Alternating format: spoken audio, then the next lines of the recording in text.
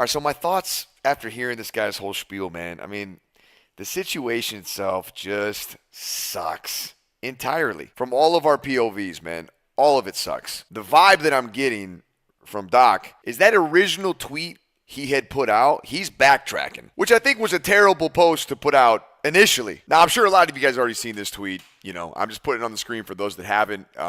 I'm not going to read through the whole thing. We've already kind of been there, done that. You know, for me, this here is half of the tweet. The other half is right here. There's a lot of people on Twitter and my Instagram DMs and YouTube comments saying, Nick, you're a terrible friend. You should have stuck by this guy when he needed you. You, Tim, Z-Laner, you guys made a huge mistake. You should have waited for the facts. You should have called him and talked to him. Look, we had a short, quick conversation. He sent a text to the boys and I, and he apologized for us ever being dragged into this. And it pretty much ended right there. That same day, he had put out his tweet. And in that tweet, he had admitted to sending inappropriate texts or whatever to a minor. Those were his words. Not mine, not Tim's, not whoever. Now, he later deleted this tweet.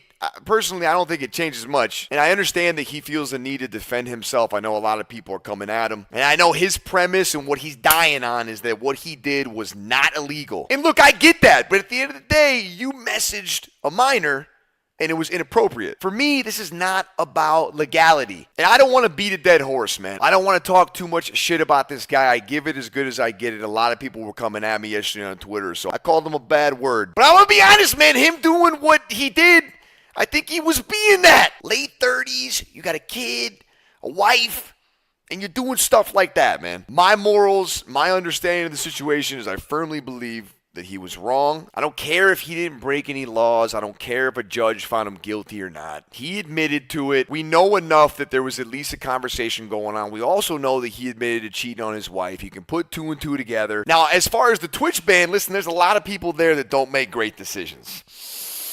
I also have no doubt in my mind there were people at Twitch that were plotting against Doc. No doubt. And we've seen so many things at Twitch, crazy things that have gone unpunished. All the hot tub, bikini streams, people using slurs, etc., etc. But all that said, Twitch is a private company that can do whatever it wants. Now, the next one for me is not revealing the whispers. I see a lot of people saying before they give their judgment, they want to see the whole thing. Now, to me, him admitting that these texts or whatever were inappropriate, that's enough. But now, since he's clearly backtracking, why isn't he putting out the whispers, man? If he's so adamant about them not being bad, why don't you show everybody? Now, to wrap this whole thing up, because God knows that's what I want to do, man. Does Doc's new comments change the way that I think about the situation entirely?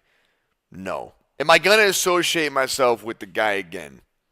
No. To anybody who sees this upload or gets this far, look, in life, you got to have lines that you just don't cross. There's got to be things that you just don't do, that you can't do. And a lot of times, oftentimes, that's up to you to decide. In your mind and in your heart, you make those decisions. I've made mine. You have your right to make yours. I'm sorry the situation got to this point.